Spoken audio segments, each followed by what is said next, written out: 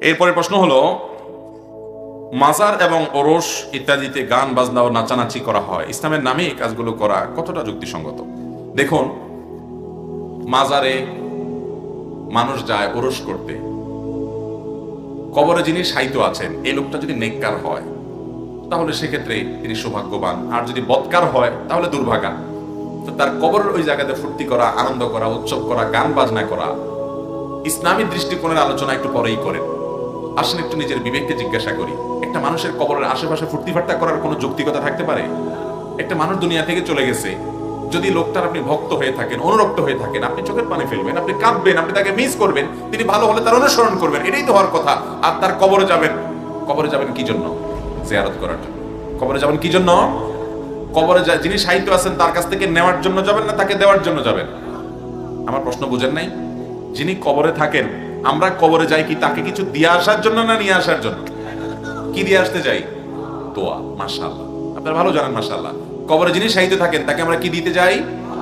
সালামুন আলাইকুম দারা কওমিন মুমিনিন ইন্না ইনশাআল্লাহু বিকুম লারাহিকুন নাসআলুল্লাহ লানা ওয়া লাকুমুল আফিয়া। বিভিন্ন রকমের দোয়া দিতে আসছে। এই যে সালাম দেই কবরবাসীকে, আমরা তোমাদের প্রতি আল্লাহ শান্তি বর্ষণ করুন, এই দোয়া দিতে যাই নাকি নিতে যাই?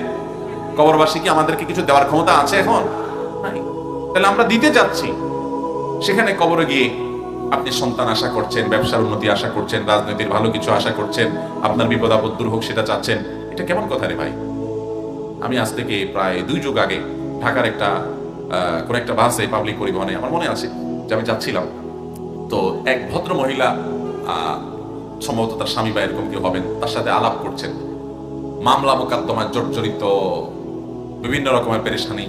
তো এটা দূর হওয়ার জন্য ওই যে হাইকোর্টের পাশে কোনো মাজার টাজার আছে মনে হয় না ঢাকা?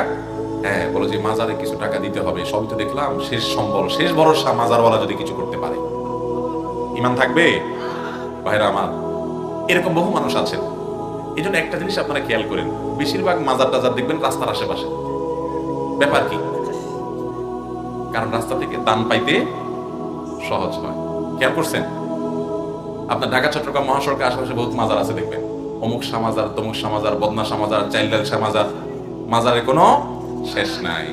এক মাজারের গল্প শুনছি যে কোন এক লোক বাজারে সুপারি বিক্রি করতে যাচ্ছে। তো সুপারির ঝুড়ি মাথার উপরে, অনেক দূর হেঁটে আসছে, বাজারে এখনো আরো দূর আছে।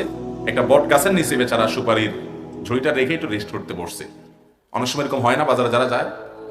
তো বসছে, আর কোন এক ফাঁকে একটা বা দুইটা সুপারি পড়ে গেছে আর কি তার মাথার উপরে, শেওড়া থেকে বা টুকরি থেকে ওইটা পড়ে গেছে। আর দেখলো যে আরে ওখানে কুকুর না কিসে পায়খানা করছে, ওইটার উপরে পড়ছে।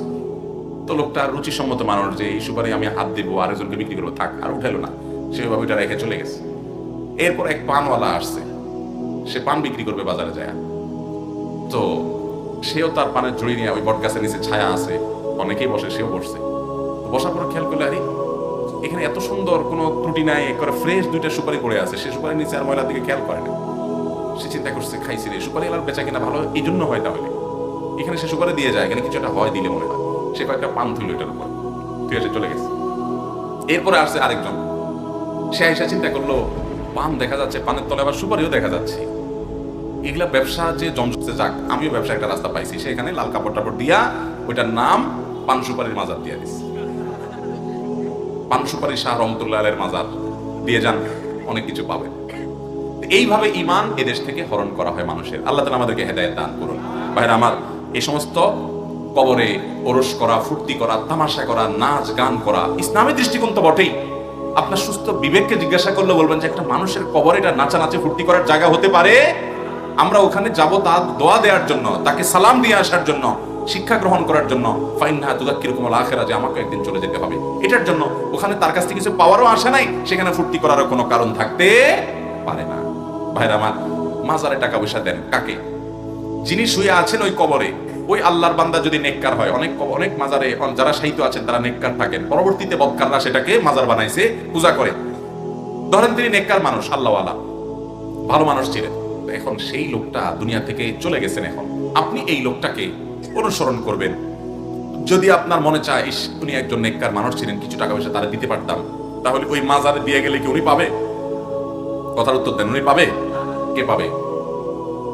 ওই যে পান সুপারির মাজার বানান না টাউট, ওই রকম কিছু টাউট লোকজন পাবে।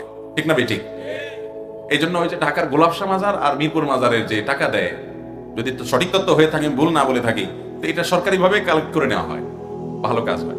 কারণ ওখানে থাকলে ওইটা দিয়ে গাঁজা করলে আর একটু বেশি গাঁজা কিনা খেত। ঠিক না বেঠিক? তো আপনি ওখানে টাকা দিয়ে যান কার জন্য? আপনি যে মাজারে টাকা দিচ্ছেন ওই মাজারেরই বাইরে দেখবেন বহু গরিব মানুষ আছে, রাস্তাঘাটে আছে না নাই? তো তাদেরকে না দিয়ে আপনার এখানে কে দিতে বলছে? ওখানে মোমবাতি দিয়ে যান। মোমবাতি কি করে তারা? এত আমি ভারতবর্ষের বড় বড় যত মাজার আছে সব মাজার ঘুরে ঘুরে দেখছি আমি। আপনি নিজামুদ্দিন আউলিয়ার মাজার বলবেন, তারপরে আরো যত বলেন দিল্লির বিভিন্ন জায়গা, আমি ঘুরে ঘুরে আমার অনেক কষ্টের টাকা ঘুরে ঘুরে এসব মাজার দেখছিলাম যে মানুষ কি করে।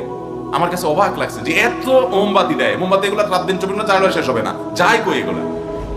বুঝেন না যায় কই? এগুলা যেখান থেকে আসে ওখানেই আবার। আল্লাহ তাআলা আমাদেরকে বিবেকগুলোর জন্য খুলে সেই তৌফিক দান করুন। অতএব মাজারে এই সমস্ত তামাশা করা শরীয়ত সম্মত না, এগুলো হারাম কাজ, গুনাহ কাজ, নাজায়েজ কাজ। এবং মাজার কেন্দ্রিক যে শিরক আছে, এই শিরকগুলো আমাদের ঈমানকে হরণ করে নিয়ে যাচ্ছে। এখনো আমাদের দেশে বহু মানুষ আছে, সন্তান হয় না মাজারে মানত করে, সন্তান ব্যবসা বাণিজ্য ভালো হয় না মাজারে যায়, হ্যাঁ, এবং বাস রিজার্ভ করে সিলেটের শাহজালাল শাহপুরানে মাজারে যায়, আছে না নাই? সেখান থেকে তাগিয়ে আনে, সেখান থেকে তবারক আনে, সেখান থেকে এটা আনে সেটা আনে। ঈমান নষ্ট হওয়ার মতো বিষয়। ঈমানদার যা কিছু চাইবে সব কার কাছে চাইবে? কোন ভাই আবার মিডিয়ার দরকার আছে? আমরা নামাজের প্রত্যেক রাকাতে বলি ইয়াকা না'বুদু ওয়া ইয়াকা, আল্লাহ আপনার ইবাদত করি, আপনার কাছেই সাহায্য চাই। তাহলে সাহায্য আল্লাহর কাছেই চাইতে হবে, কোন মাজারওয়ালার কাছে। আরে মাজারওয়ালা নিজেও গোলাম কার? আপনি গোলামের কাছে চাবেন কেন? মালিকের কাছে চাইতে পারলে এর চেয়ে বড় হতভাগ্য আর কিছু আছে?